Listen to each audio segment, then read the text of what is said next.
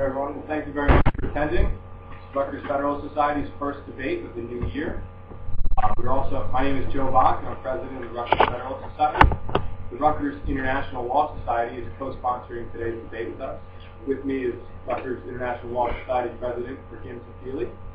Now our guest today is the Honorable former Ambassador Grover Joseph Rees III. President Bush nominated Ambassador Rees as ambassador to the Democratic Republic of Timor-Leste on September 4, 2002. Ambassador Rees has formerly served as a judge, as a law professor, and as a senior official of the executive and legislative branches of the United States government. A native of Louisiana, he received his undergraduate degree from Louisiana State University and his law degree from Yale Law School. Thank you very much. We're also pleased to have participating from our staff at Rutgers Law, International Law Professor Sabrina Safrin. Professor Safrin earned her JD from both Hall School of Law at the University of California, Berkeley, and her BA Magna Cum Laude from Timor College. She clerked for Chief Judge Mary M. Schroeder of the U.S. Court of Appeals for the Ninth Circuit, and was associate of the San Francisco law firm of Hanson & Richard. For 8 years, she was an attorney advisor and also a legal advisor to the U.S. Department of State, the Venerable Journal of Law International. Law recently published an article on unexceptionalism of U.S. exception.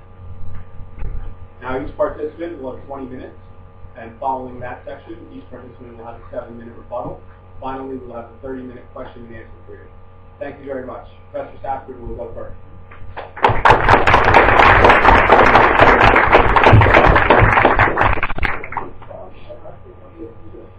Well, boy, I feel in your 20-minute rebuttal, whatever it is, I'm not running for president. In 1831, Alexis de Tocqueville toured around the United States with a friend of his and wrote his famous book, Democracy in America. In that book, he describes America's United States sense of self. It's a perception that the United States is unique, that we have unique history, unique people, unique institutions, and that we were a beacon, almost considered a St. Augustine type of way, a beacon unto the other nations, a light unto other people. And he called this American exceptionalism, America's unique sense of self and role in the world.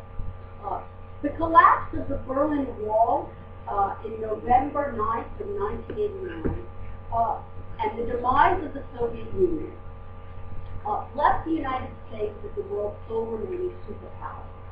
And that ushered in another kind of concept of American exceptionalism, what I would call American legal exceptionalism. The concern was that the United States would now be an unbridled superpower, and that the United States would view itself, and in fact did view itself, as somehow exempt from international legal norms that would govern other nations.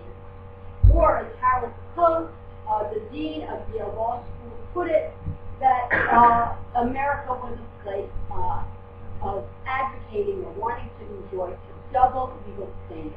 So American exceptionalism is what I'm talking about today is American legal exceptionalism, the pursuit of double standards. Now, between 1990 and 2006, 732 law review articles referred to American exceptionalism. Another 45 talked about American unilateralism. Again, this is all within legal literature. In addition, there were all these law symposia on American exceptionalism that we're talking about. And this concern was that the United States was essentially subject to a double standard. In sharp contrast, in that same 16-year period, only 16 articles referred to European exceptionalism, French exceptionalism, Russian exceptionalism, Chinese unilateralism, anything like that. So we have a situation of, say, almost 800 articles talking about American exceptionalism, unilateralism, and 15 to 20 talking about the legal exceptionalism of other countries. Now, over the next remaining minutes, I want to focus on basically two types of comments. One, I challenge this idea that the United States acts legally exceptionally by saying, look, we have to look in deciding whether any country acts exceptionally, you have to look into what is everyone else doing. Is the United States doing something that other countries don't? And I think that the answer to that is no, that all countries act legally exceptionally. In other words, all countries seek double standards in international law where they consider themselves to have special needs or compelling reasons for a double standard. And that this is not something unique to the United States, and the same nations like children are not each exceptional in their own special way. And having said that, I want to think about two different questions. One, in what way do different nations seek double standards? And I'm going to put them into clusters. Can we see patterns for U.S. legal exceptionalism situations where the U.S. wants a norm for itself that's different from the norm that's being advocated for other countries? What are those situations? I then want to look at European legal exceptionalism. Are there situations where the EU seeks special rules for itself? And then look at developing country exceptions. Are there situations where developing countries routinely seem to think that there should be one legal norm for the rest of the world and a different legal norm for itself? And in looking at legal exceptionalism, I'm not confining our discussion to the typical binary way that this issue comes up in the discussion of legal exceptionalism. The usual criticism of the United States is that the United States has failed to join major international conventions that other countries have joined. The laundry list of examples of this that is often cited are the Convention on Biological Diversity, the International Criminal Court, the Kyoto Protocol, the UN Convention on Landmines, and a series of human rights agreements such as the Rights of the Child Convention, where in the human rights area the United States is routinely criticized for either not joining the convention at all or joining with a laundry list of regulations. Okay, this is the criticism that the United States makes. Now, I would suggest that if we look at situations, what I think also is legal exceptionalism is not only situations where a country either doesn't join the treaty or joins with the reservation, but actually advocates within the negotiation process for a norm in the treaty that is different for itself. So, for example, you can say all countries shall reduce their greenhouse gas pollutants by X percentage, except for, and then you fill in the blank. Everyone wants to accept for that, except for China, except for Saudi Arabia. So maybe the country can join the convention, but they have a built-in exception that exempts that, accepts that from the norms of that convention. And I would say that that is legal exceptionalism. That is a double standard. It's just that in this case, the double standard is built into the legal instrument itself. And therefore, of course, the country can join because they basically parachuted themselves out. But that when thinking about double standards in international law, we should not limit ourselves to just, well, have you joined the convention or not, have you joined with reservations or not, but we should get into the weeds of the convention and sort of say, does the convention itself have a double? U.S. legal exception. I think we will see the United States seeking a special rule for itself in situations which involve security. The U.S. views itself, and in fact does have, special security obligations in the world. So that where a treaty is dealing with military type things or security issues, we should expect that the United States will perceive itself to be in a unique position and may want a special rule for itself. And in fact, when countries perceive themselves as having these special needs, if the world doesn't address those special needs, the country will actually feel that it's been treated. Okay? European legal exceptions. Well, the collapse of the Berlin Wall not only meant that the United States was the world's sole remaining superpower, it also marked the rapid ascendancy of the European Union as a single powerful entity on at the international scale. Let me just get the numbers on this in terms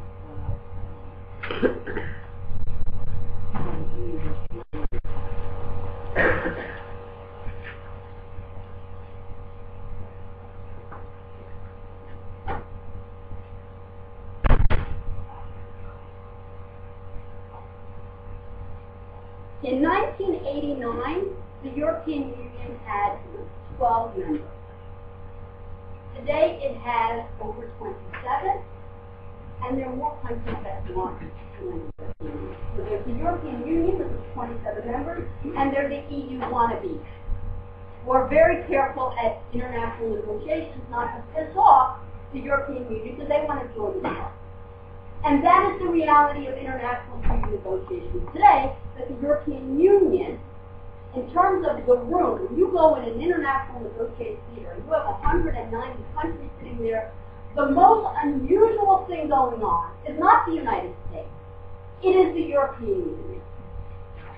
And the European Union takes tremendous pride in its exciting experiment of being both a single entity and a multiple entity at the same time. And it kind of morphs before you. 1 minute it's 27 nations talking, the next moment is a unified entity. It's kind of equal to unum, unum from many one and from one many. Okay? And the European Union has demanded all kinds of exceptional treatment in the procedures by which international treaties are negotiated, that everyone has to accommodate this hybrid that they are, and also in the norms in the treaties themselves. So in other words, what I'm saying is if the United States is going to seek legal exceptions on issues that pertain to security, expect the European Union to seek procedural exceptions and substantive treaty exceptions on provisions that deal with its ability to function as well. Now, what about developing countries? When do they seek legal exceptions? When do they want rules for themselves that differ from the rules that will govern other nations?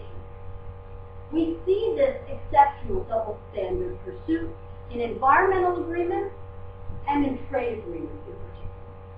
Developing countries feel that they have unique challenges in terms of their ability to develop, and that where a treaty involves, implicates their ability to develop, they want a special rule for themselves. They don't want to be subject to the same environmental standards, they want lower standards. They don't want to be subject to the exact same rules of trade rules. They want different rules, that they should have more time, that they should have special tariff rights. And they don't do this because they think international norms are terrible and they don't need to be following those. They do it because they perceive themselves as having special needs that require legal accommodation. But it is a double standard. So now let me put a little bit of meat on these bones by talking about some examples. I think the best example of U.S. legal exceptions, let's not be shy, let's take up the Landline Convention. Okay, this is on everyone's list as an example of U.S. irresponsibility and exceptionalism in international law. People cite the Landmines Convention as one of the two most important legal developments of the 1990s, international legal development. As of February of 2007, 153 nations have joined the convention. 40 nations, including the United States, have not joined. And parties to the convention take up a number of important obligations. They agree to get rid of landmines, they agree not to produce landmines, they agree not to stockpile landmines. There's a series of important obligations. Now, the U.S. has not joined. Why has the U.S. not?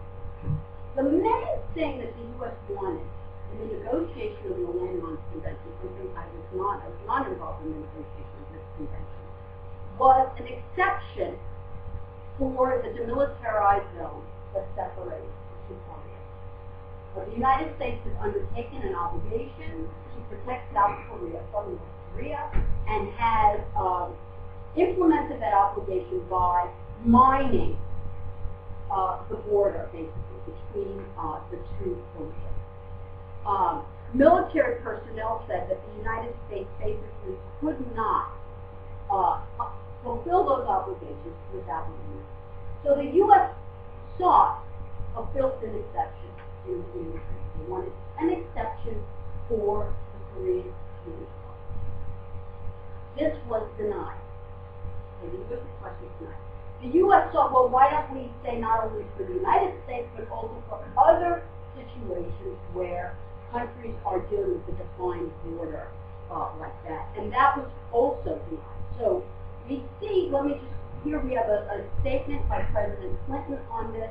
That is one of the biggest disappointments I've had as president, a bitter disappointment for me, that I could not sign in good conscience the treaty banning landmines, because we have done more since I've been president to get rid of landmines than any country in the world by far. We spend half of the money the world spends on demining, and we've destroyed over 1 million miles of our own. I couldn't do it because the way the treaty was worded was unfair to the United States and to our Korean allies in meeting our responsibilities along with DMZ in South Korea, because it outlawed our anti-tank lines while leaving other countries intact. And I thought it was unfair. What he's talking about is the military zone, and there was also a request by the United States to allow certain types of mines to be allowed. The Europeans wanted an exception for their type of mine as well, that functionally worked the same way. Who do you think got their exception? The Europeans. There is an exception in the treaty for a certain type of mine that the Europeans have. If you look into the parties, you go into the Rees and look at the parties who are subject to a joint the Landmines Convention, most do not have to do much to be fighting. And the countries that have refused to join, China, Iran, Iraq, India, Pakistan, if they were to join, they would actually have to do a lot. So it's great. Andorra, Monaco, Liechtenstein, they're all members of the convention, but they didn't have to do anything. Countries that did have to do something, or a lot, like China. China would have to get rid of more mines than all the current parties of the convention combined. Okay, don't do it. Even if you look at that, you have to wonder how it's that. Let me now look at EU legal exceptions. The European Union, and I think much too little attention is spent to the legal exceptions in the European Union. The European Union seeks legal exceptions in 3 ways. The first is procedural exception. It requires every treaty body and every organization that is a part of to allow the EU to join as if it were. And this is unprecedented. Normally, international, like the Arab League, is not a party to any treaty. It is an observer at the back of it. No one else gets to have both members of the countries there and the regional economic organization. And the way they do it is by, in every major treaty, They insist on what they call a RIO clause, a regional economic integration or integration clause, that allows them to do this, to join the treaty, even though they're not a state. Okay? No country, no entity has ever been invoked this RIO clause without other than the European Union. It's not like the Latin American countries that totally come in. Now, what does that mean? It means that the European Union exercises extraordinary power in shaping the rules of the game, because it can speak as one entity and act as one entity, but then have the votes of 27. Imagine, if you will, that the United States, with the Landmines Convention, could say, the United States, on behalf of its 50-member countries, wants a special exception for our mines. And without that special exception for our mines, also give us arms loans. I bet you any, like diminishing 401k. That exception. Not only that, treaties don't emerge out of nothing. There's the shape of the game. Who gets to call the rules of the game? The European Union is at every working group they get to chair. They get to be in the bureau that gets to control the cases and negotiations. They are always at the table. The United States is not always at the table, except at the 50 Canada has the United States. You form groups in international organizations. So Australia may be representing the group that the U.S. is part of. The U.S. doesn't always get to speak for itself. Australia doesn't get to speak for itself. The EU always gets to speak for itself. And finally, I have one more minute. Developing country exceptionalism. There's part of it that's very sympathetic, but there's part of it that's really just double standard. The worst part of developing country exceptionalism, I would say, is when developing countries argue for high standards for other people, as took place in Kyoto, while simultaneously accepting themselves. Dan Badansky calls this representation without taxation. You get to set the norm, which is what China has done, while never being subject to the norm yourself. So on that note, I'm going to end, and we can talk maybe later on about what to do with that.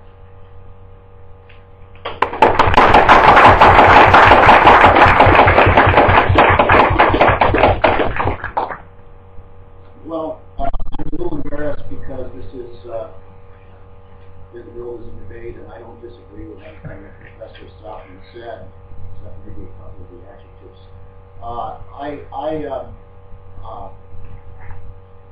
I'm going to talk about something a little different, parallel, because it's not legal exceptionalism. It's, in a way, legal exceptionism, or the alleged legal exceptionism in the United States, is sort of a moderately embarrassed byproduct of what I want to talk about, which is whether American foreign policy, whether the goals that we seek to attain by our foreign policy, including our participation in international legal regimes, is different than those of other countries. And obviously, to the extent it is different, it's going to create a different pattern of behavior in international arenas.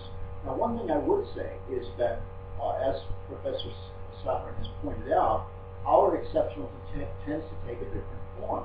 We sign and ratify many fewer treaties, a smaller percentage of the treaties. We still sign and ratify the overwhelming majority of the international conventions there are, but it's a smaller percentage substantially than the other democracies at least.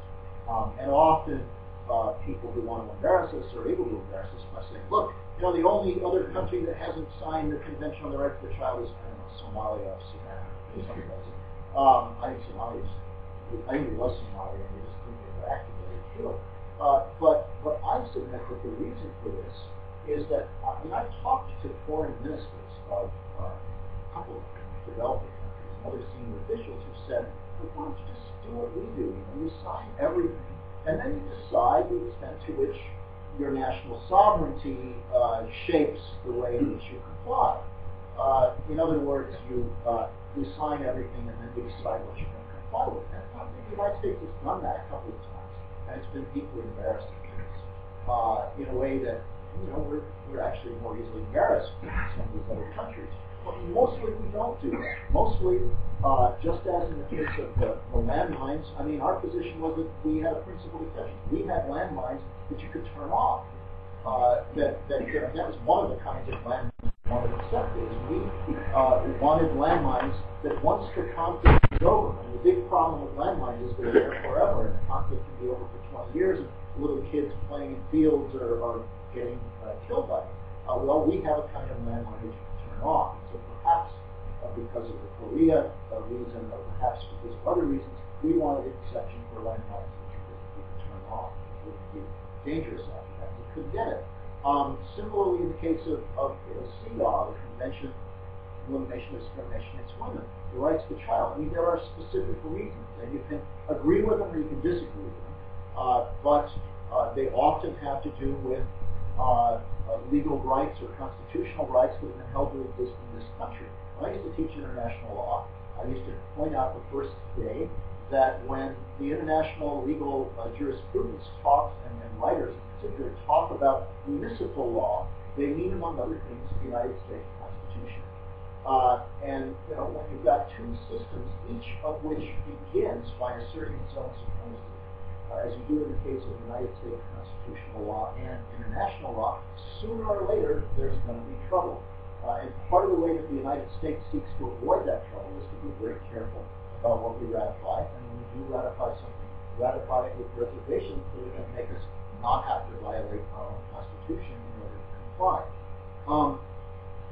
But I want to address the kind of underlying question of whether there really is a difference between the United States and these other countries that may justify this different behavior.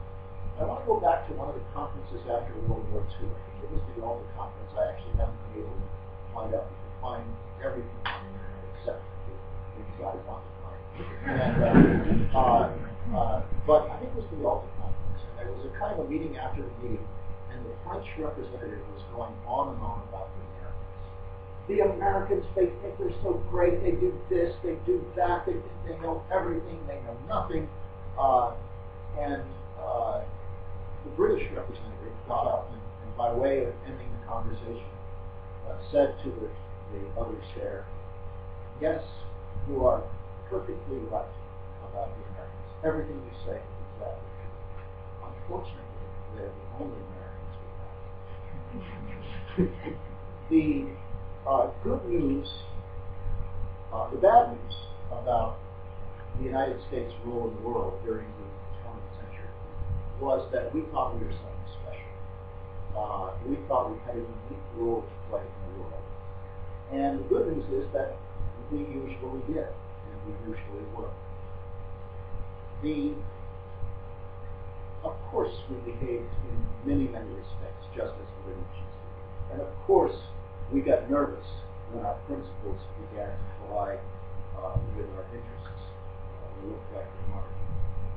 But the United States, I think, almost uniquely, certainly uniquely among nations who've been significant players in international affairs during the 20th century, tended to justify, both to itself and to others, its actions and its positions in terms of moral principles. We believed that our special role in the world was to be the good guys, and that I think there are some special reasons for that, and I think there are some special consequences of it. Well, every nation, one way in which American exceptionalism is not exceptional is that every people in the world believes that their country is the greatest country. But the interesting thing are the different reasons why they believe it. They almost never believe it for exactly the same reasons. Some countries, some people believe that their country is the greatest because they're the greatest people in the world, and usually that means racial. And there are countries to this day, great countries, good countries, that fundamentally think that, you know, we Japanese, we Arabs, we whatever, are different than other people, and that's got to influence our different role in the world. There are other countries that believe that they have the greatest culture, or even the greatest language, and that makes them different, and that's what makes them the greatest country in the world.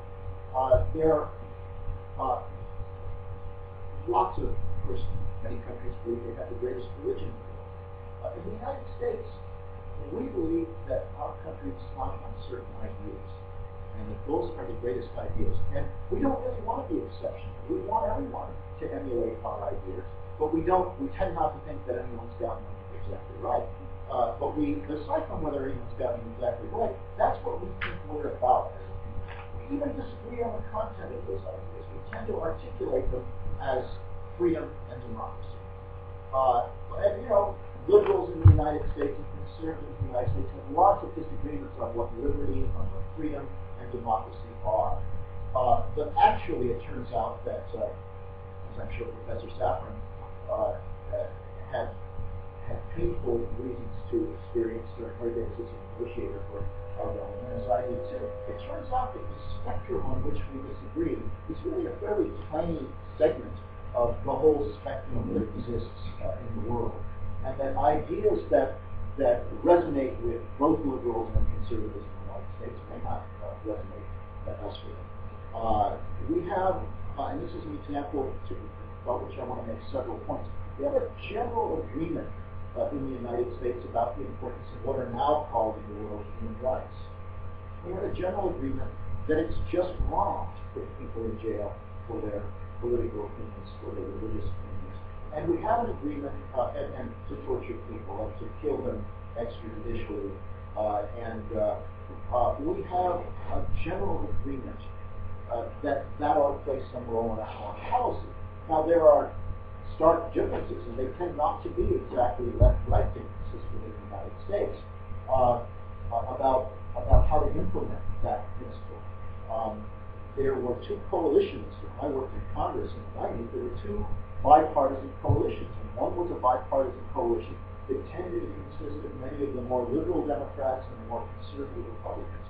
And they believed that human rights ought to come first. We shouldn't be making deals with China, the government of China, about economics and enriching that government until we got commitments from that government that they would treat their people and their neighbors with a certain basic minimum level of decency. Should be the ticket of admission to the community of civilized nations. We have other very sincere people, also bipartisan, tending to consist of the more pragmatic Republicans and Democrats, and almost always the executive branch, no matter who it was on this side, that said, no, we have to bring these people to where we are. We can't isolate them. We have to trade with them. We have to help them develop, and eventually they'll come around to human rights. But nobody ever said it wouldn't work. It wouldn't work in the discourse of American political discourse to say what you always hear at ASEAN meetings, at Southeast Asian regional meetings, which is that the primary principle is non-interference in internal affairs. Nobody would say that the governing principle of what we do about Burma, of what we do about Iran, of what we do about Sudan, of what we do even about Cuba, would be that they're a sovereign country and it's totally up to them. That is up to the government. So there are real differences between the way Americans look at this. Many Europeans now, maybe not 15, 20 years ago, but now many Europeans on that one point that I produced tend to look at things more the way that we do, and they're not usually willing to do as much of that. One reason for this, aside from the fact that we have our Declaration of Independence, we have our Constitution, we like to talk about it, we like to say the Pledge of Allegiance, and we honor those ideas when we do that. But there's also an isolationist tendency in the United States. Going back to George Washington, who said that we shouldn't have entangling alliances. We've come a long way from there.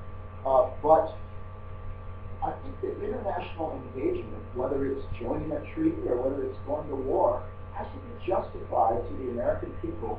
You need a higher level of justification than you might need if you were Belgium, than you might need if you were Indonesia. There is this idea that we are not only a beacon but also a fortress, and that maybe we should worry about our own house. And there's a powerful argument to this day in Congress against foreign aid. That why aren't we spending it in the classroom in Atlanta? It is a powerful argument against military expenditures. Also, that think of all the good things we could do here at home. Those arguments don't always win, but they're always there. And so you have to overcome those arguments with something, and just saying that something is not interest is not enough. There are countries that can get away with having a foreign policy that is based exclusively on their own economic interests, their own security interests, their own cultural interests, their own boundary interests. But the United States is not one. And there are countries that can base a big part of their foreign policy on cheese, but we can't do it.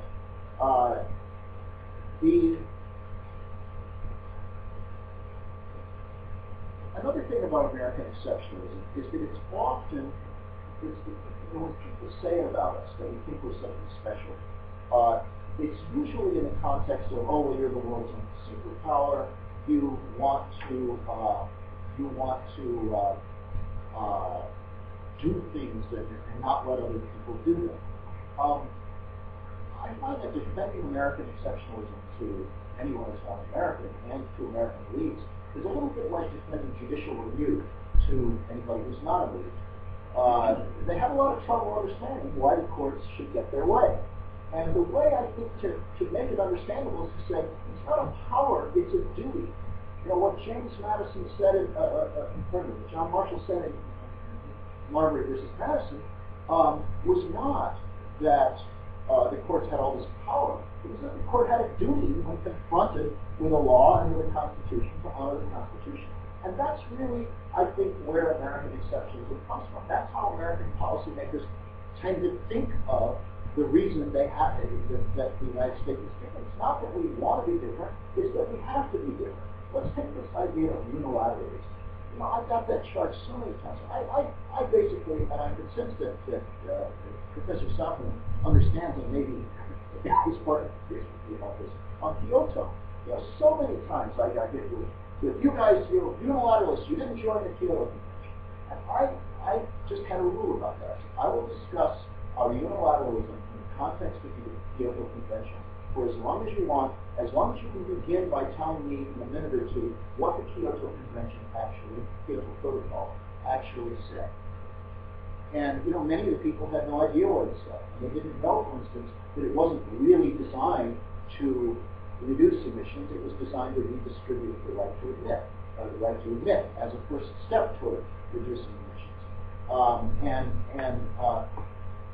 So when we decide that we have to act unilaterally, it's not because we prefer acting unilaterally to multilaterally. Look, if you can achieve the same end, if you can get a multilateral coalition, if you get the whole United Nations to be in favor of something that you think is a good thing, of course you're going to do it that way. Nobody would choose to do it that way. The hard question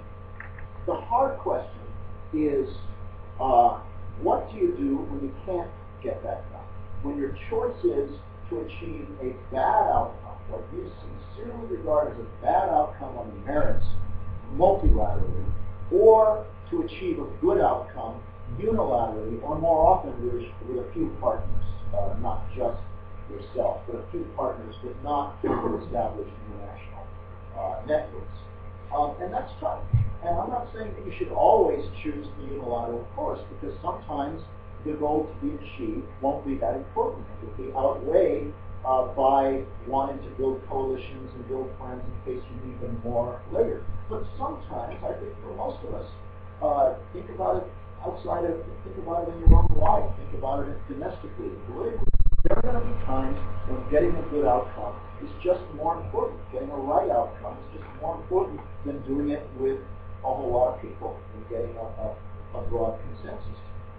Now, I want to, I've got 5 minutes, and I want to spend probably 4 now, and I want to spend those 4 minutes talking about what I usually talk about when I give this speech, which is where I think the Obama administration may be going wrong in terms of their attitude toward what I've called American exceptionalism. First of all, they've done a lot of things right.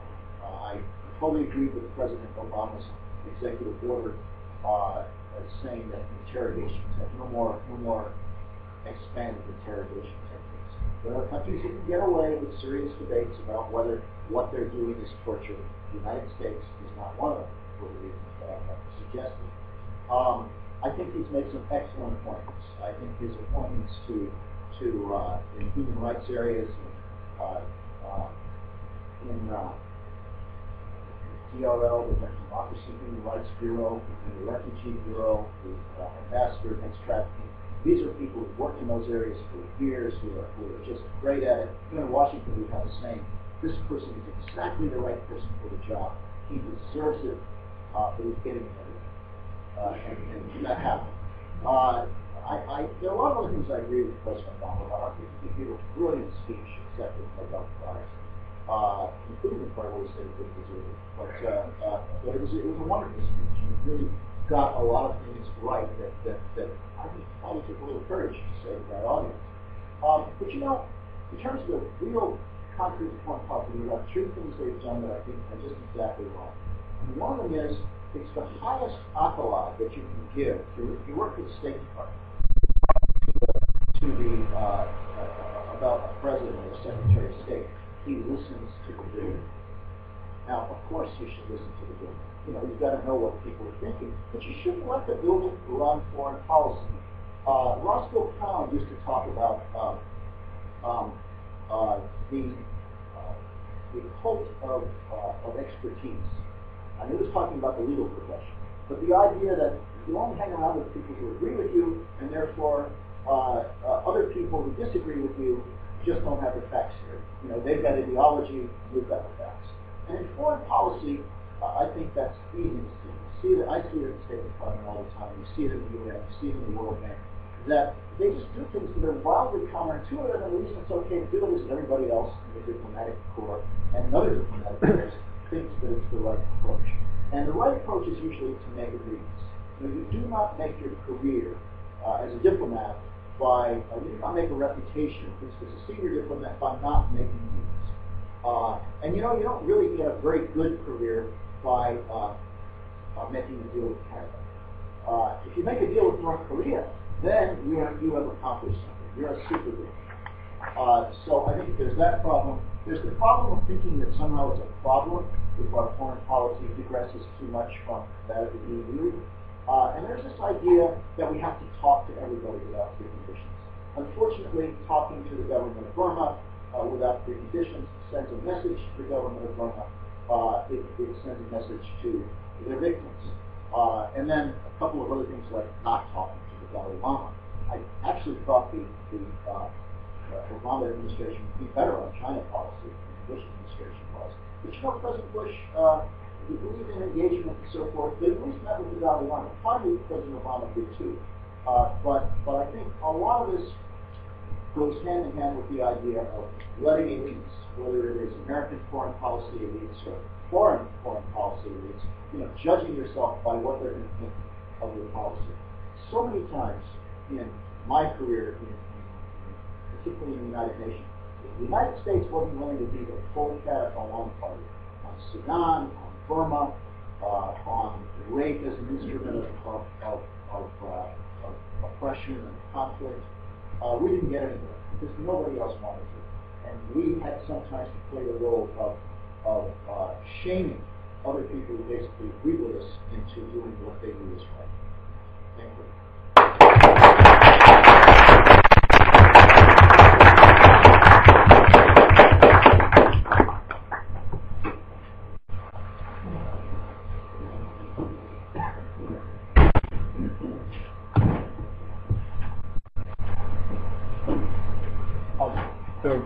The rebuttal. Rebuttals. Or responses. Maybe responses. Well, I think the ambassador put his finger on it when he said it's really seen a debate and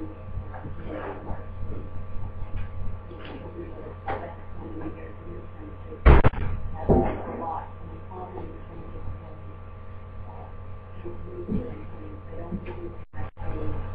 they don't have a class If you'd like to speak for a minute or so on any added insight before we begin with the question and answer period. A few things. One, I don't think, I agree with the ambassador about, I don't think that there are shifts in U.S. food depending on which country is on the right. I think there are shifts in domestic policy, in the experience of citizens, health, education, everyone wants to. I think that the shifts that we experience within the country in terms of change in legislation are not replicated with shifts in foreign policy. I think U.S. foreign policy is the foreign policy of the United States, not the foreign policy of the foreign policy of the Democrats. I really agree with that type of thing that, we're a lot closer to the political spectrum really collapses fairly narrow once we go international. Between the Obama administration and the Bush administration, I think there's been a change in tone. I think that has helped the United States. But I don't think that Obama would rush to sign the Landmark Convention. That's his mission. Or the Kyoto Protocol, just like Clinton was. And I think we can vote for it. And the president really honestly using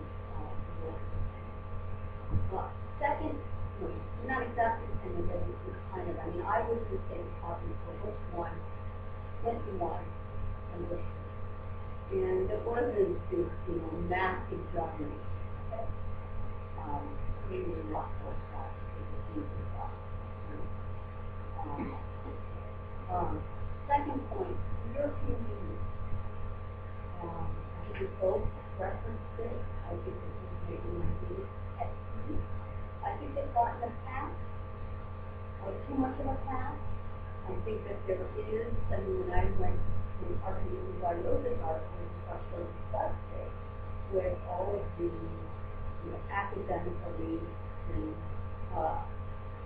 armchair type of people, particularly on the liberal side, being enamored with the European Union and thinking, oh, the European Union is so wonderful and they're so multilateral and they're so law-abiding. And, even when I was going through articles,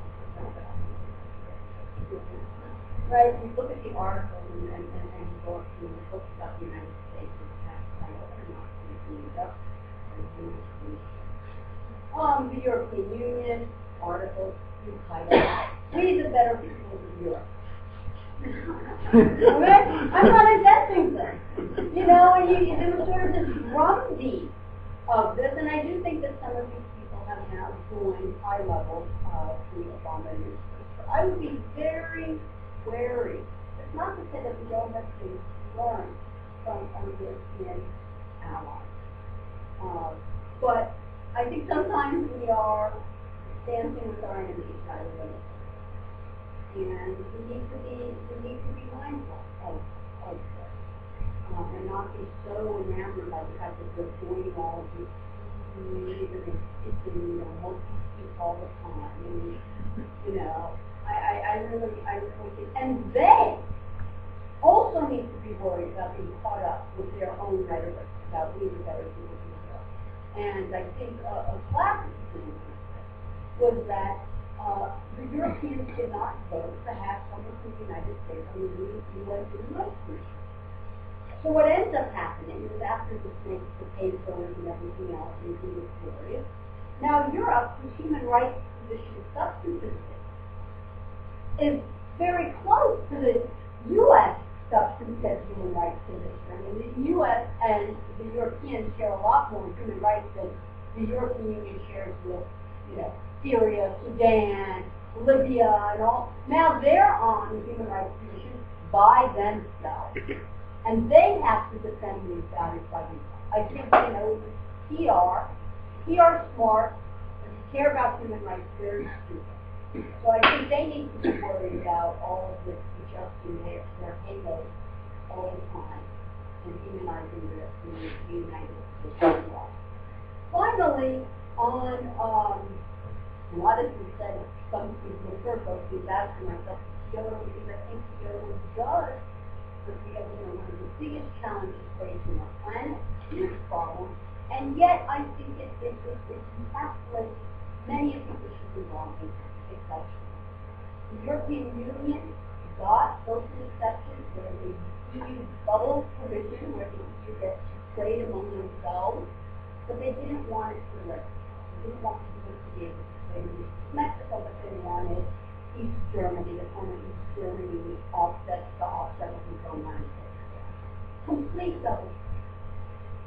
And doesn't not be that the biggest polluters in the emerging countries, China and India, should be exempted from this.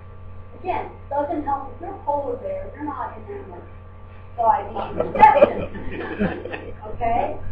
You know, so that you end up having this problem, these exceptions affect our ability to use international law to meaningfully solve problems. One final note, I think that there is too much emphasis on international law in terms of the concept law.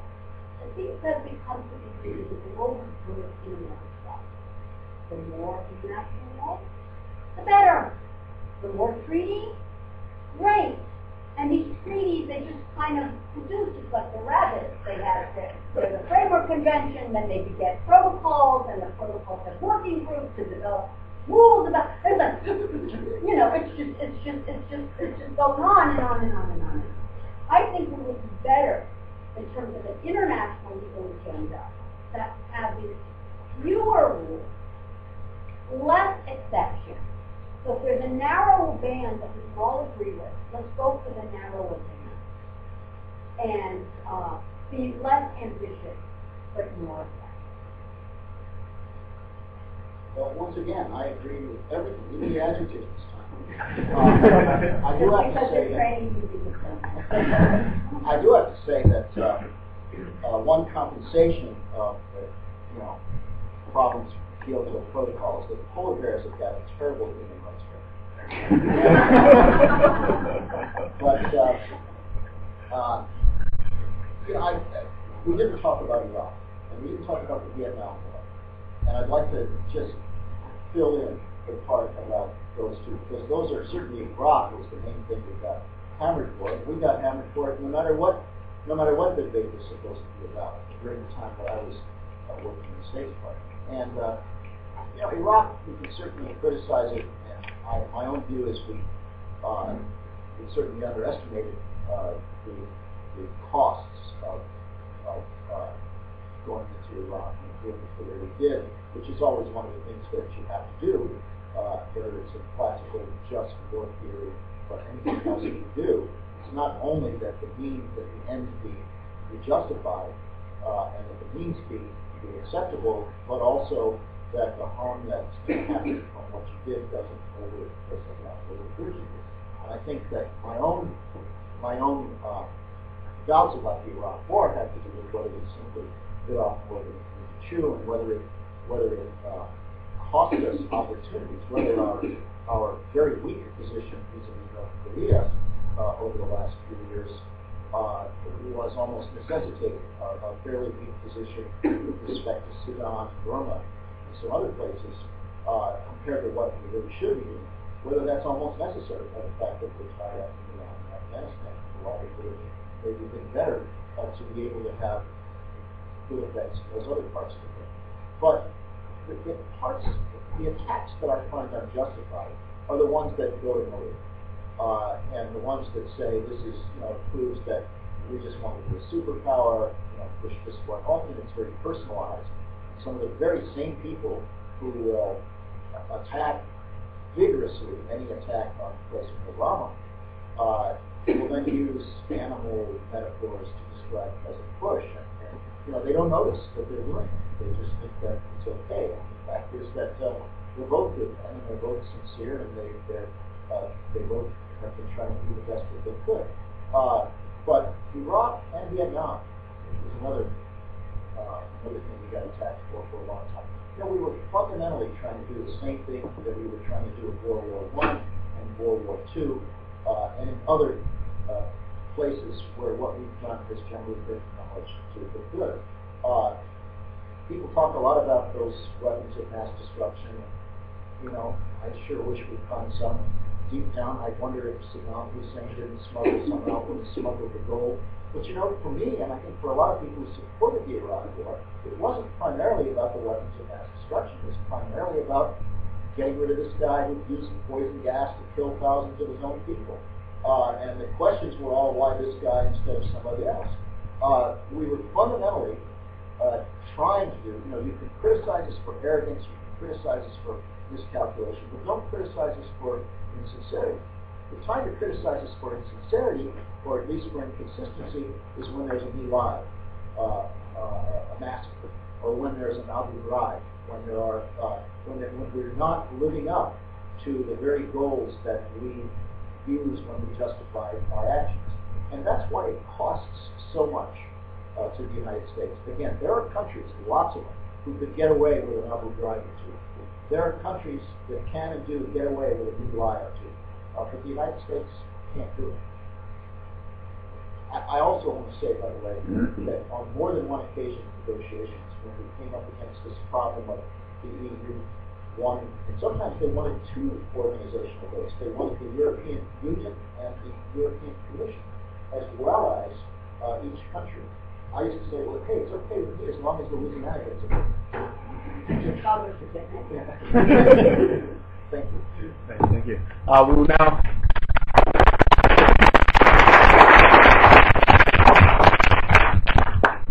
Thank you both, Professor Safrin and Professor Rees. We'd now like to open it up for questions.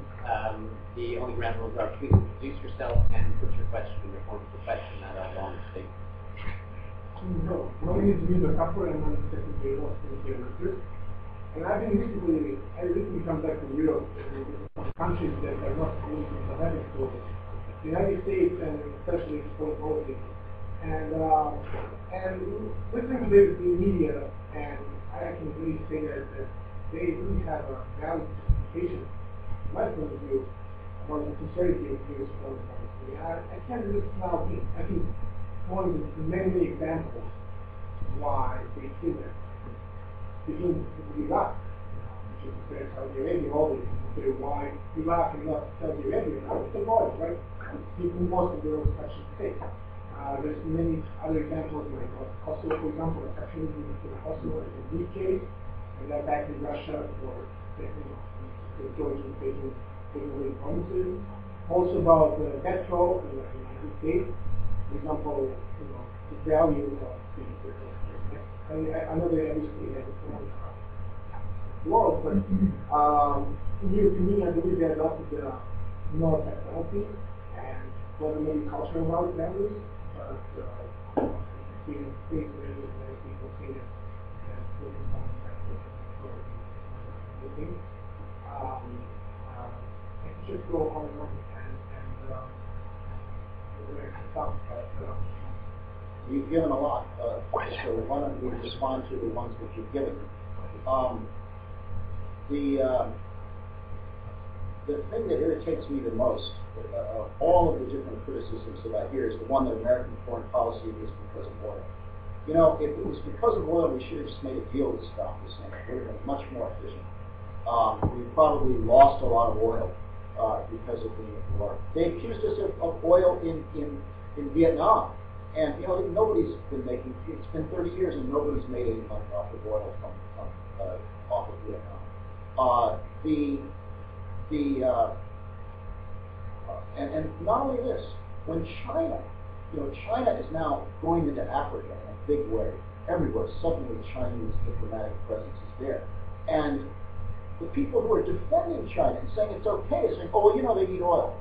Now, why is it good for China to base their foreign policy on oil and bad for us if we were? And the answer is people expect better of the United States because they know we're better. And the things China would be doing if it wasn't oil would probably be a lot worse.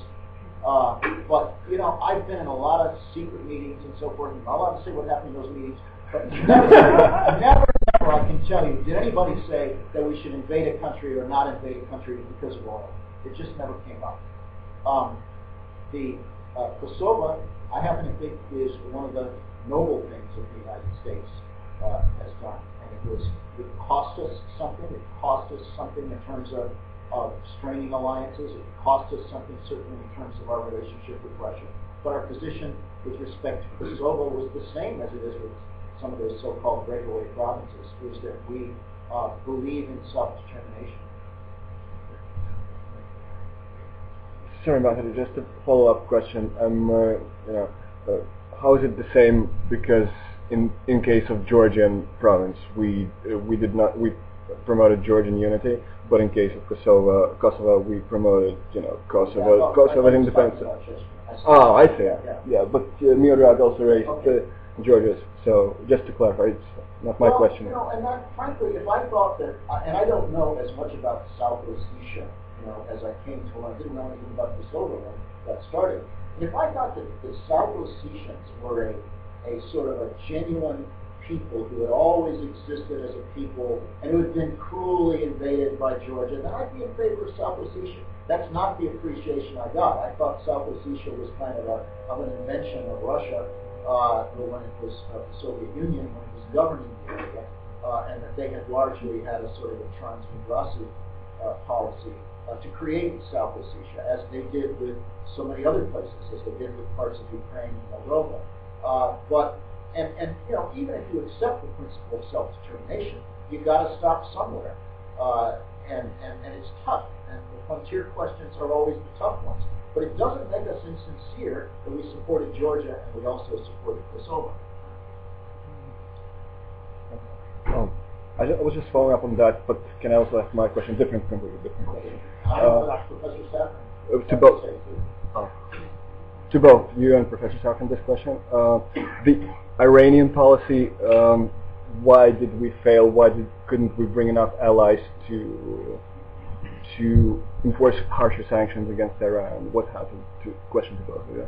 Well, it's a good question, and what I read, I was never involved in any of this, but what I read is those other guys care too much about, what do you know, oil. I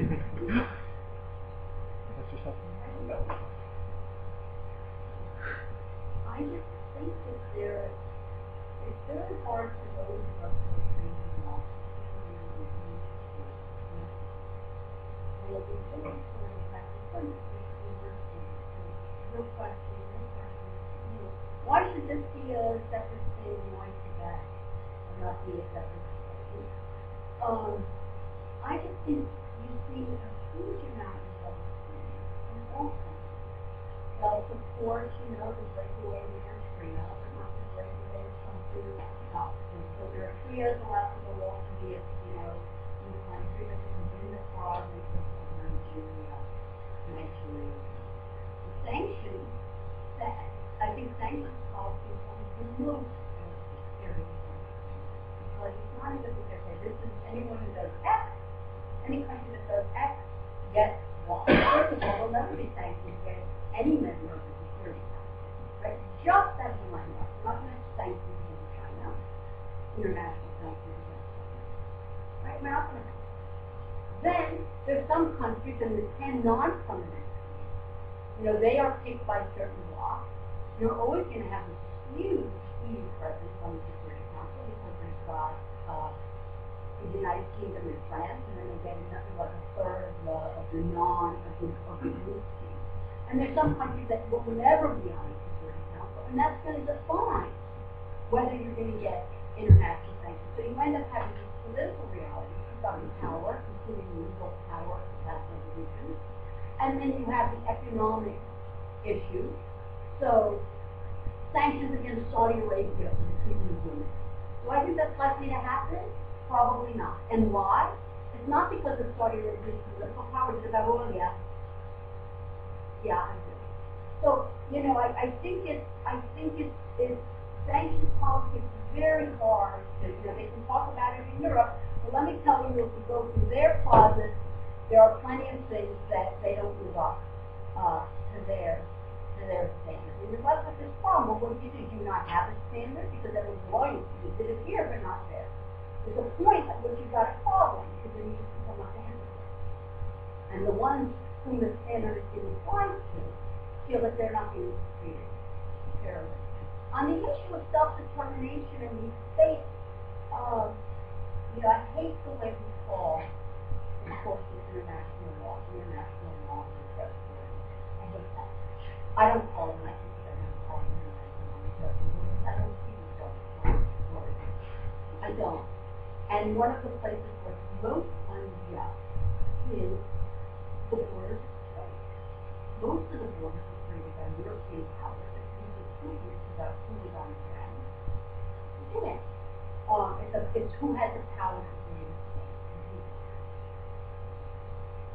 Well, one of the reasons those borders are preserved is that the African Union explicitly and the rest of the developing world implicitly has decided that it's just a lot more trouble than it's worth to try to rearrange the borders, and so you're going to have to live with it. And frankly, we as Americans don't always make that judgment. We sometimes do support, and you find a lot of support from the United States, particularly in Congress, more often in Congress than the executive, for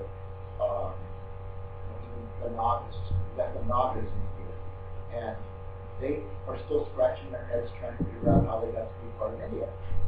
They're ethnically Tibeto-Burmese. They wouldn't really want to be part of Burma, but they'd rather be part of Burma than, they're Christians. They've got very little in common with India. And India thinks that too, but they still want to govern it.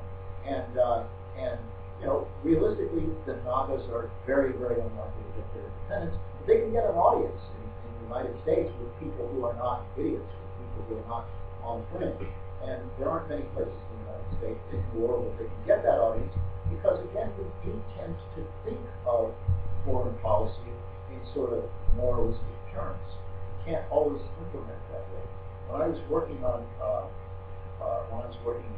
State Department, whenever Cuba would come up, diplomats from Latin American countries that were themselves democracies would start hammering me about Cuba. I said, well, you guys, Washington Office for Latin America, you wanted sanctions against every other Latin American country 10 years ago because of all the bad things they were doing. Why is it not okay to have sanctions against Cuba? And then they would say, well, you guys don't have sanctions against China. Or, no, you've got a few. But if you were really being consistent, you'd have just as many sanctions against China as you do against Cuba. And my answer to that is, please criticize us where we're wrong, not where we're right. And I don't mind hearing criticism of our government that we're too soft on China, perhaps because I agree with it. But it's different things happening within a free and democratic political system that make that happen. Hi. I think this question could be for both speakers. My name is Paul Rosman. I'm with 3L. A couple of questions combined into one. How important is world opinion to American political process, and versus how important should it be, both with respect to our traditional allies versus the countries that perhaps are more soft or flexible in our view, and also with respect to how has it changed over time, particularly say the last decade. And how important I think there's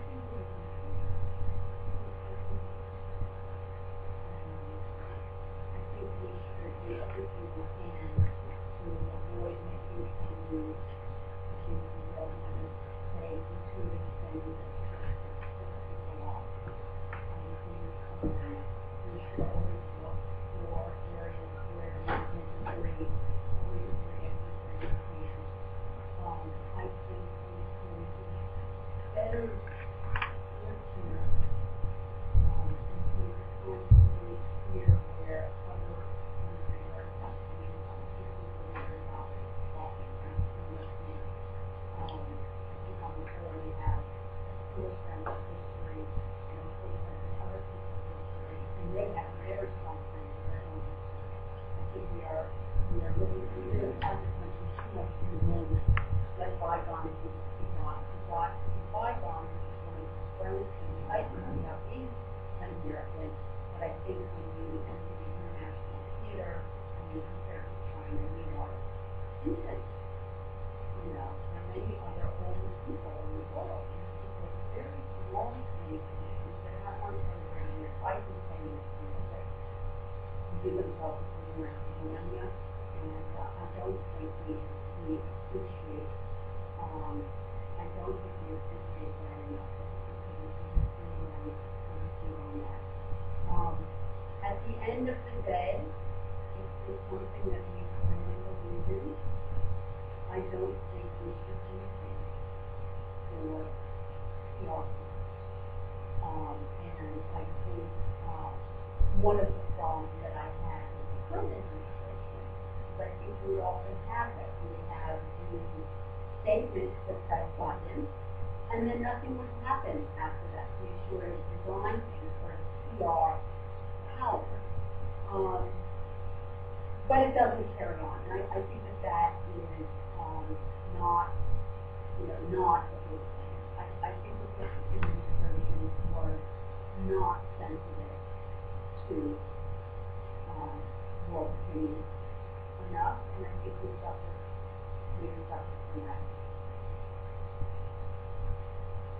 I think we have to divide tone and substance. Totally agree. I was shocked at the United Nations when I worked there for a few months, and how some of my fellow American diplomats, who were career people, by the way, they probably didn't vote for Bush, but they, just their body language and the way they talked, the tone of voice they used to some of the other diplomats was very bombastic and very arrogant. I don't know who taught them to do that, but when I first went there and I was negotiating a resolution, so I right away started having I was a senior person at the commission, and I was filling in for one of our 5 ambassador spots, and I was negotiating something myself, which was unusual, but people kept saying, "Oh, you're so nice compared to all the other American diplomats." I just thought they were basing this on a caricature of John Bolton.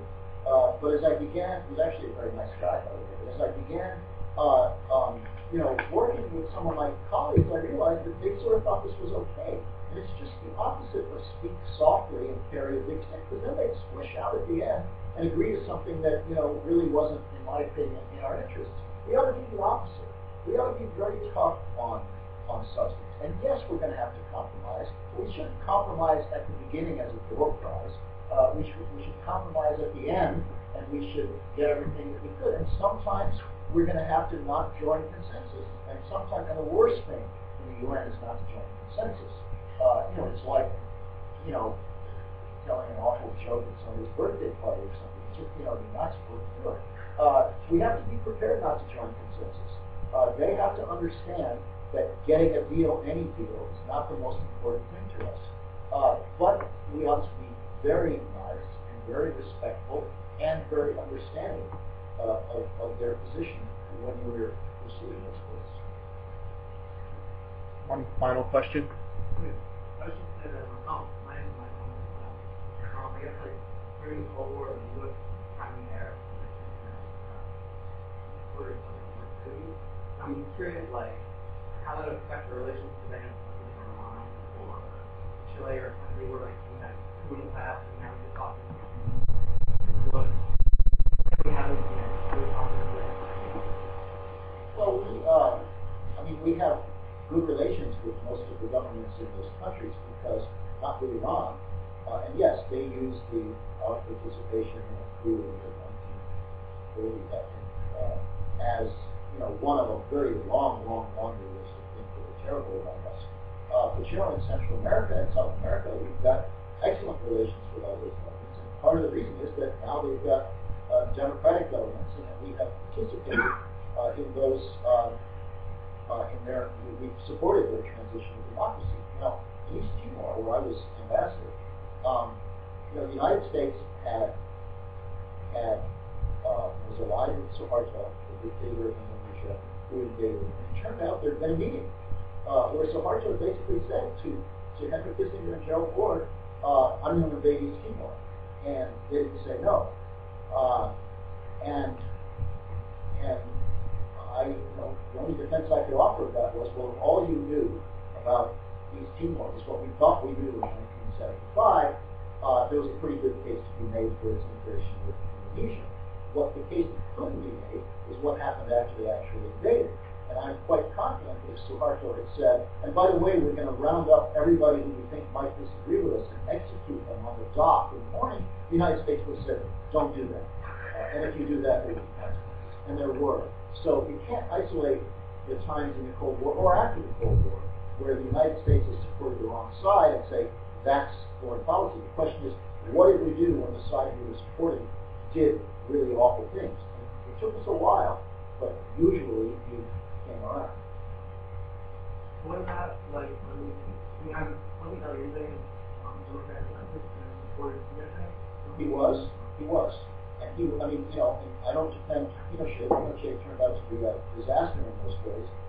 Allende was planning to abolish the bicameral legislature and substitute a one-party People's Assembly, so you were going to have what you have in a lot of places where a communist is elected, which is one person, one vote, once.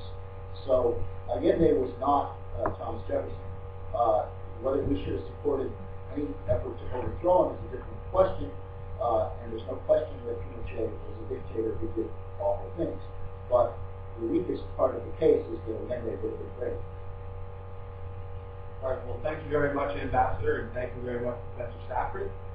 Thanks, everyone, for attending. The International Law Society has asked me to say that they will have future events this semester. They will soon inform you about.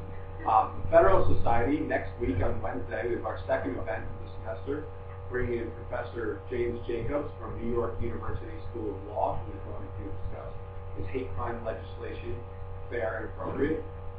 Then on next Thursday, we will have our opening spring semester meeting where we will discuss the upcoming events and our soon trip to the University of Virginia for the National Federalist Society. But thanks again, everyone.